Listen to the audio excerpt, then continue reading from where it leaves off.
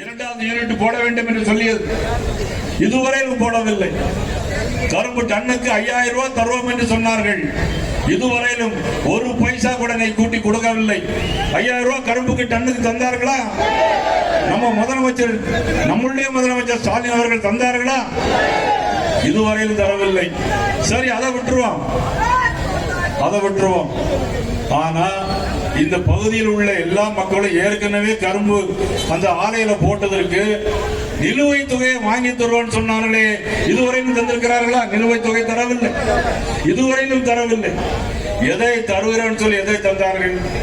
தாய்மார்களுக்கு எல்லாம் செய்வோம் என்று சொன்னார்கள். ஆனால் இன்னும் மகளிருக்கு அதிக தொகை தருவோம் என்று சொல்லிக் கொண்டிருக்கிறார்கள். போன வருஷம் பொங்கலுக்கு ரூபா தரல, அதுக்கு முந்தின வருஷம் பொங்கலுக்கு ரூபா கொடுத்தவங்க.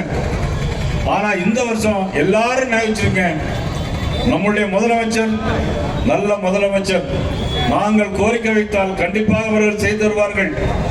இந்த தடவை பொங்கலுக்கு எல்லாருக்கும், கள்ளக்குறிச்சியில் உள்ள எல்லாருக்கும் பொங்கலுக்கு 5000 ரூபாய் தரப்போகிறார்.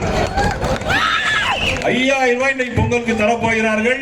எல்லாரும் தயாரா இருக்காங்க. வேட்டி சட்டையோட 5000 ரூபாய் தர வேண்டும் என்று இன்னைக்கு தீர்மானம் பண்ணியிருப்பதாக செய்தி வந்திருக்கு. அதற்காக கூட்டுறவு பேங்கெல்லாம் இன்னைக்கு மொத்தமா கடன் வைக்க முயற்சி செய்து கொண்டிருக்கிறார்கள். அந்த அளவிற்கு இன்றைக்கு மக்களுக்கு தேவையான விஷயங்களை செய்வதற்கு அவர் தயாரா இல்லை. தன்னுடைய மக்களுக்கு செய்வதற்கு புரட்சித் தலைவர் எம்ஜிஆர் நேற்று இன்று நாளை ஒரு சினிமாவில் ஒரு பாட்டு பாடுவார். மக்கள் நலம் மக்கள் நலம் ஒன்றே சொல்லுவார், தன் மக்கள் நலம் ஒன்றே தான் மனதில் கொள்ளுவார் புரட்சி எம்ஜிஆர் பாடுவார்.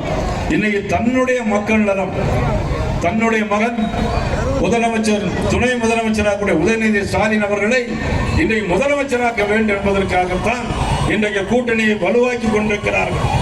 அந்த அளவுக்கு தான் இன்றைக்கு ஆட்சி ஓடிக்கொண்டிருக்கிறது.